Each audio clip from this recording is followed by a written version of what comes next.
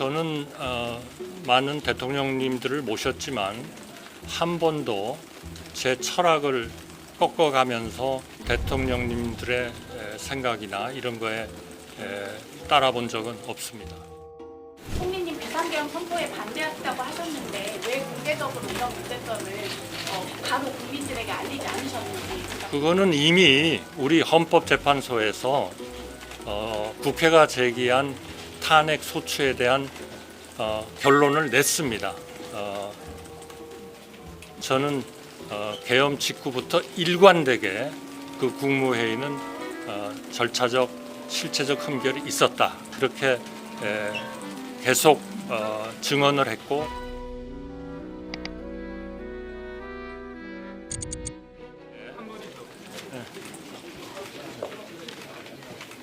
앞으로 저와 함께 동고동락할 여러분의 또 취재를 도와드릴 대변인들입니다. 반갑습니다.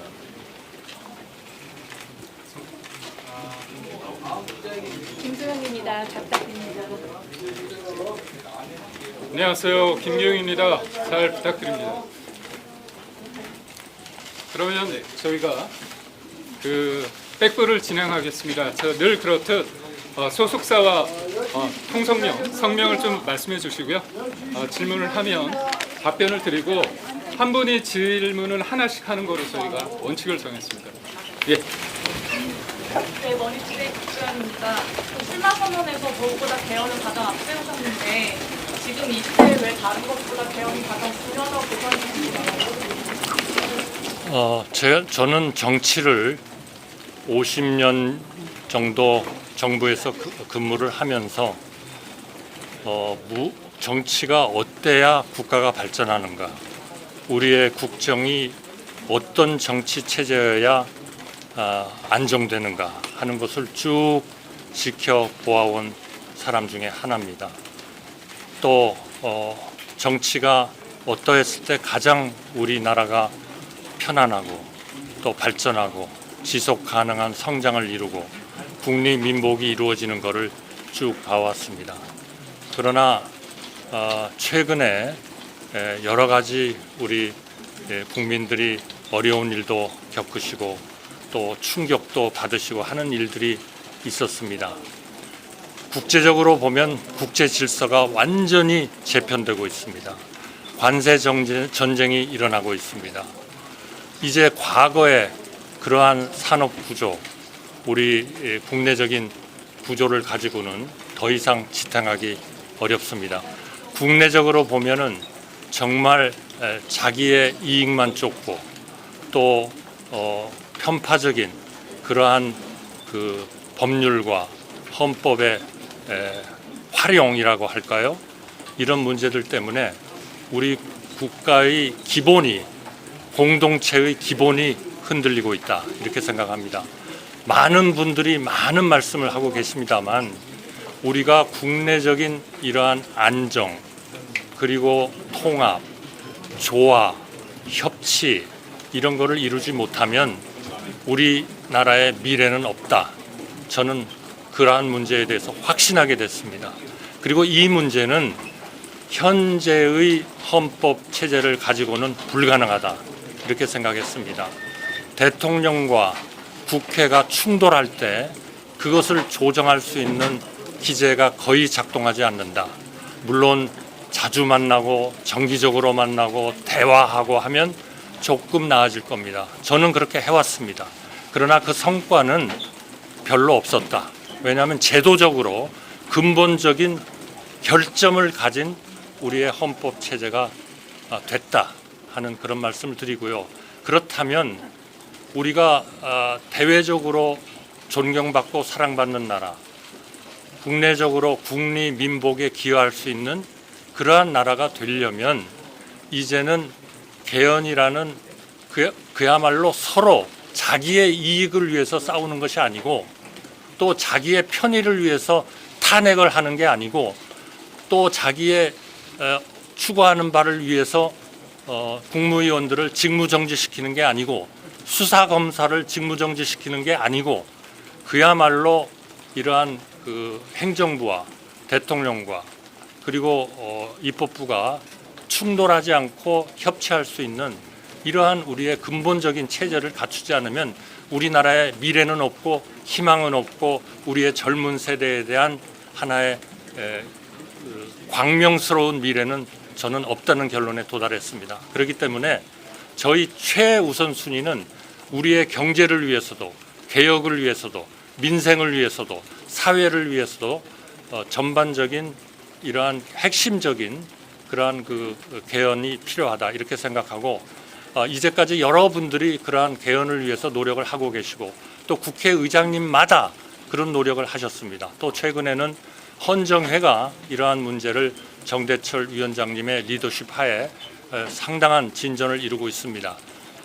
제가 대통령이 되면 저 대통령실에 바로 이러한 헌법 개정 지원 기구를 세워서 이분들의 노력을 적극적으로 뒷받침을 해서 3년 안에 개헌을 마치고 그리고 3년 뒤에 국회의원 선거와 그리고 대통령 선거가 같이 이루어지도록 그렇게 해야 되겠습니다.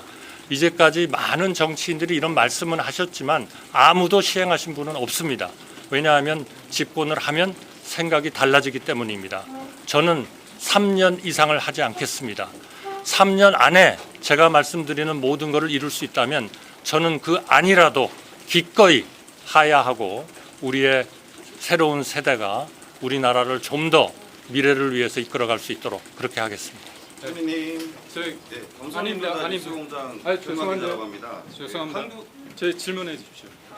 제가 지목한 부분에 대해서 소속사와 이름을 밝혀주신 다음에 하나의 질문만 해주십시오. MBN 이지일 기자입니다. 총리님 출마하시는데 일각에서는 탄핵당한 정부의 총리가 출마하는 게 좀 부적절하다, 명분이 없다 이런 지적이 나오는데 이거에 대해서는 또 어떻게 생각하시는지 궁금합니다.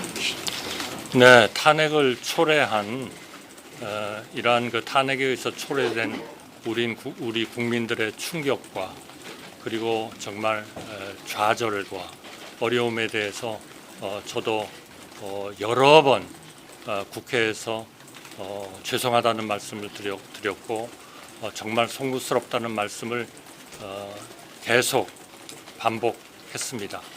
그러나 이제는 세상이 달라지고 있습니다. 우리의 미래를 우리가 제대로 된 제도 개혁과 제대로 된 리더십에 의해서 고치지 않으면 우리에게 미래가 없습니다. 이제 그런 문제는 우리의 사법 절차와 또 이미 헌재가 여러 가지 중요한 결정을 했기 때문에 그러한 결정을 존중해 가면서 이제는 우리 미래를 위해서 정말 세계 속에서 성장하면서 존경받고 사랑받는 나라, 또 우리 젊은이들한테 미래를 담보해 주는 나라, 우리 국민들의 국리 민복을 위한 나라를 위한 그러한 노력을 위해서 이제는 힘을 모아야 된다 이렇게 생각합니다. 예, 가운데 분. 시사인의 전혜영 기자입니다. 총리님 비상개헌 선포에 반대했다고 하셨는데 정상적인 국무회의를 거치지 않은 개헌이라는 거 알고 계셨는데도 왜 공개적으로 이런 문제점을 바로 국민들에게 알리지 않으셨는지, 그러니까 개헌 해제를 위해서 어떤 노력을 하셨는지 궁금합니다. 그거는 이미 우리 헌법재판소에서 국회가 제기한 탄핵 소추에 대한 결론을 냈습니다. 저는 그 문제에 대해서는 말하자면 문제가 없다 이런 결론을 헌재가 냈고요. 국무회의의 그 흠결, 절차적, 실체적 흠결에 대해서는 저는 개헌 직후부터 일관되게 그 국무회의는 절차적, 실체적 흠결이 있었다 그렇게 계속 증언을 했고 또 헌재에 가서도 똑같은 내용으로 일체의 변함 없이 그러한 주장을 계속 하고 있고 지금도 그렇게 믿고 있고 생각하고 있습니다.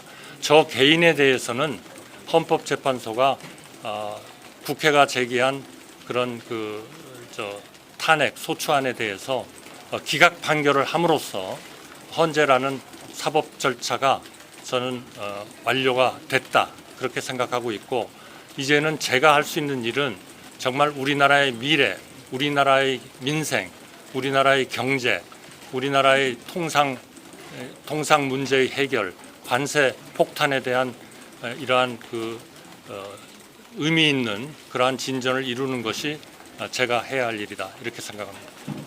저쪽 뒤쪽에 하십시오. 예, 안녕하세요. 아시아경제 이기민 기자입니다. 조금 이른 말씀일 수도 있지만 국민의힘 경선이 끝나면 북펜트론이 다시 대두가 될 텐데요. 두 분 국민의힘 두 분 후보께서는 명분이 있어야 한대행님 전 대행님과의 단일화가 가능하다 이렇게 후보로 내세울 수 있다 이러는데 다른 후보들과의 차별적인 한 전 총리님의 강점은 무엇이 있을까요? 명분이 뭐가 있을까요? 글쎄요, 저는 사실 50년 동안 공무원 생활을 하면서 한 번도 제 자랑을 해본 적이 없습니다. 그래서 내가 이것이 장점입니다라고 얘기하는 게 정말 쑥스럽습니다. 아마 그것은 우리 언론들이 판단을 좀 더 해주셔야 되리라 이렇게 생각을 합니다만 제가 감히 말씀드린다면 저는 신뢰할 수 있는 그러한 안정적인 리더십을 가지고 있고 또 그렇게 실행할 사람이다. 저는 그렇게 생각을 하고요. 그래서 앞으로 저는 오히려 우리가 이러한 국내적인 대외적인 문제를 해결하기 위해서 아주 우리에게 절실하게 요구되는 것이 우리의 헌법의 개정이라고 생각하기 때문에 이러한 헌법 개정에 대해서 찬성하는 분들과는 어느 누구와도 제 자신으로는 협력을 해나갈 거고 필요하면 통합도 해나갈 거고 노력을 하겠다 하는 말씀을 드리겠습니다. 다음 일정 때문에 저희가 한두 개 질문을 받고요. 저희가 자리를 떠나겠습니다. 뒤에 외신 계속 손을 드셔가지고요. 미국 NTV 방송의 맹주석 기자입니다. 북한의 핵 위협을 어떻게 처리하실 건지 국중로가 한 군데 묻히고 있습니다. 앞으로 북한의 핵 위협에 대해서 네, 정말 그 부분도 우리가 정말 헌법을 개정을 해서 통합과 협치의 정치를 이뤄내지 않으면 우리의 가장 근본적인 저는 안보 체제가 흔들릴 수 있다 이렇게 걱정을 하고 있습니다. 왜냐하면 적어도 안보 문제에 있어서는 우리 국민의 생명과 재산을 보호하는 것이기 때문에 거기에는 여도, 야도, 진보도 보수도 저는 있을 수 없다고 평소에 믿고 있습니다. 그렇기 때문에 최근에 북한이 러시아하고 밀착을 하면서 세계적인 위협이 되고 있고 거기에 중국과 러시아, 북한, 이란 이런 나라들이 하나의 세계의 큰 문제를 일으킬 수 있는 그런 외교적, 군사적 위협을 가하고 있습니다. 보통 심각한 게 아닙니다. 그런데 이러한 문제에 대해서 너무나 이상적이고 현실성 없는 그런 일을 주장하시는 분들이 많습니다. 저희의 입장은 분명합니다. 저의 입장은 첫째, 대화의 문은 활짝 열겠습니다. 필요하면 정상회담도 하겠습니다. 설사 구체적인 의제가 없다 하더라도 정상회담은 하고 대화를 해야 된다고 생각합니다. 그러나 북한이 우리를 하나의 적국으로서 분리를 하고 그리고 한국과는 대한민국과는 모든 관계를 단절하겠다고 하고 북한의 우리의 사랑하는 우리의 국민들을 대한민국으로부터 절연시키려고 하고 있고 대한민국의 문화와 이런 경제적인 파급이 북한에 미칠 그런 효과를 두려워하고 있고 이런 상황에서 소위 비대칭적 전략이라고 하는 핵, 미사일 또 핵을 투발할 수 있는 잠수함 이런 쪽으로 계속 군사력을 증강하고 있는 그런 한은 대화가 충분히 이런 거를 저지시킬 수 있을 만큼 안 된다면 그러면 당연히 우리나라는 북한과 또 우리에 대한 적대적 행위를 하는 나라에 대해서 하나의 억지력을 충분히 가져야 된다. 저는 그렇게 생각합니다. 이 억지력이 혹시나 북한을 자극해서 대화가 깨지지 않을까. 그거는 정말 말이 안 되는 주장이다. 저는 그렇게 생각합니다. 그래서 첫째는 대화, 둘째는 우리가 북한이 그러한 우리에게 도발을 하고 말도 안 되는 정책을 하는 한은 우리는 한미 동맹을 기반으로 또 한미일 간의 군사 협력을 통해서 또 삼국 간의 경제적 첨단 기술의 이러한 협력을 통해서, 왜냐하면 최근에 반도체나 AI 같은 것은 이미 하나의 안보적 그러한 측면을 많이 갖추게 됐습니다. 그러니까 경제만의 문제가 아닌 것이죠.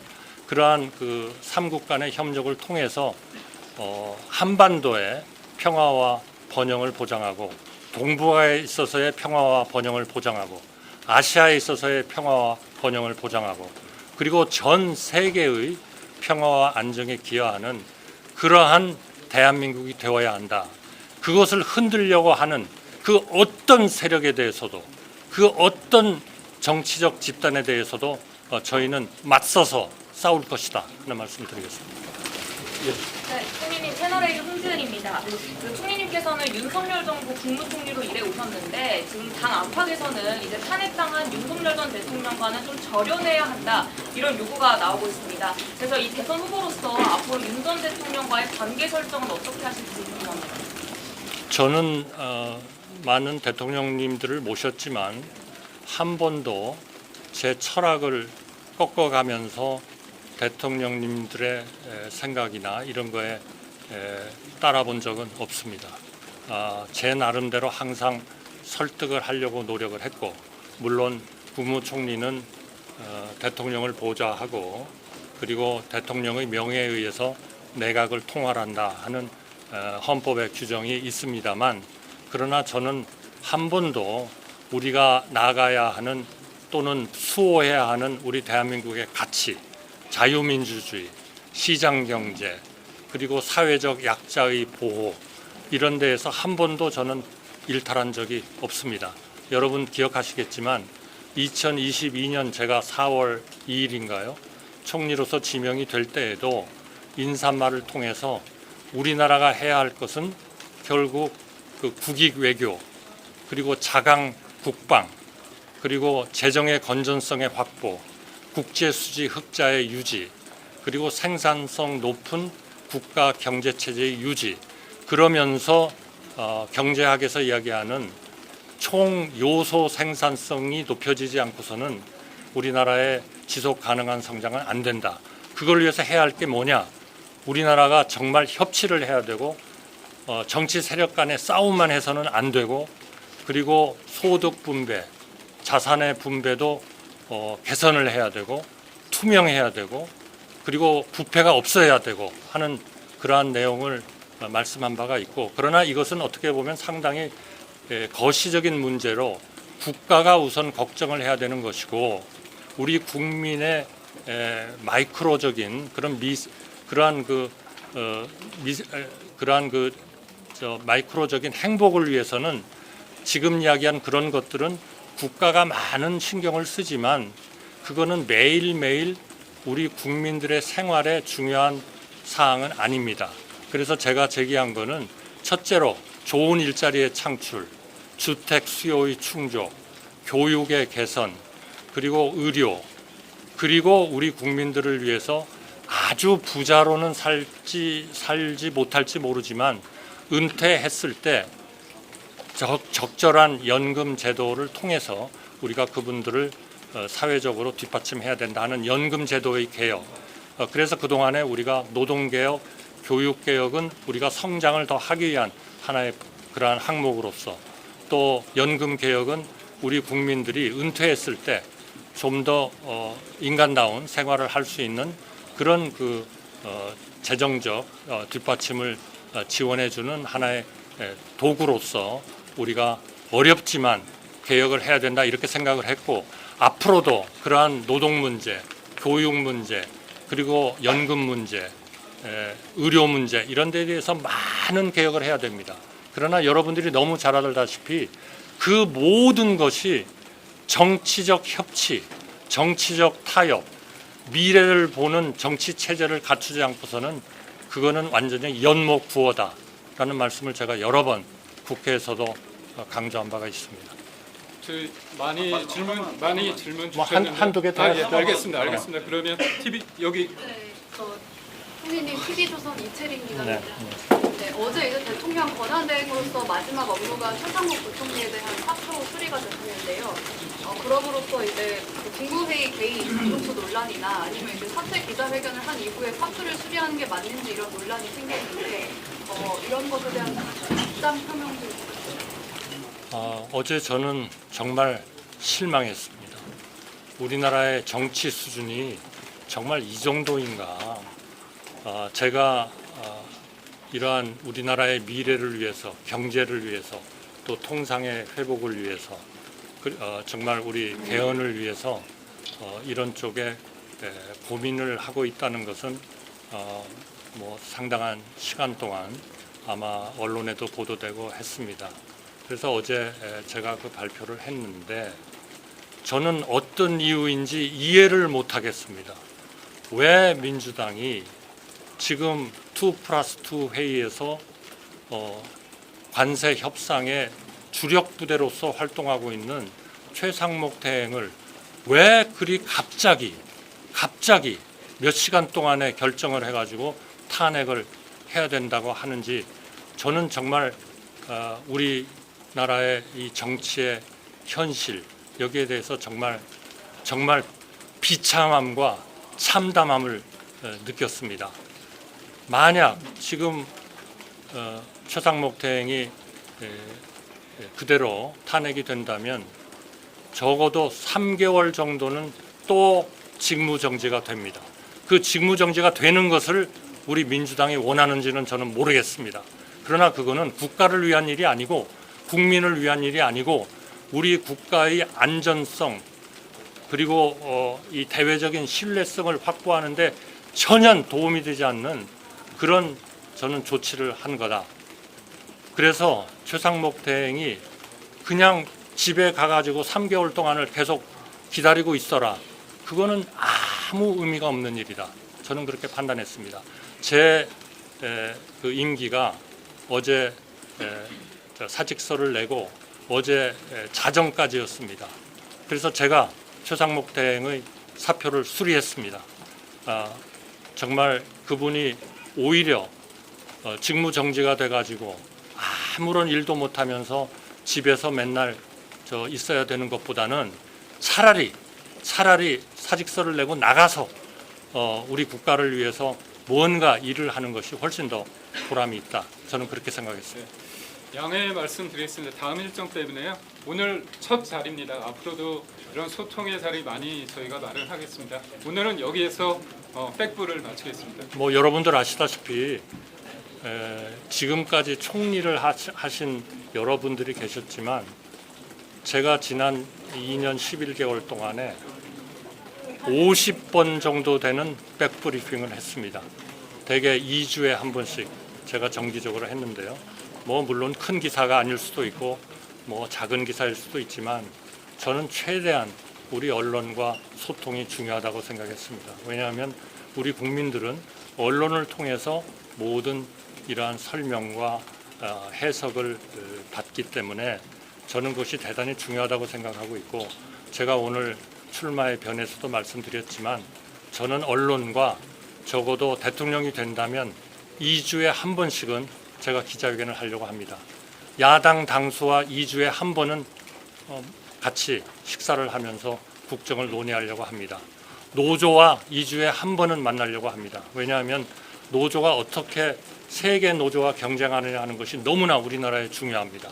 기업들과 2주에 한 번 만나려고 합니다. 그리고 우리 시민단체들과 2주에 한 번씩 만나려고 합니다.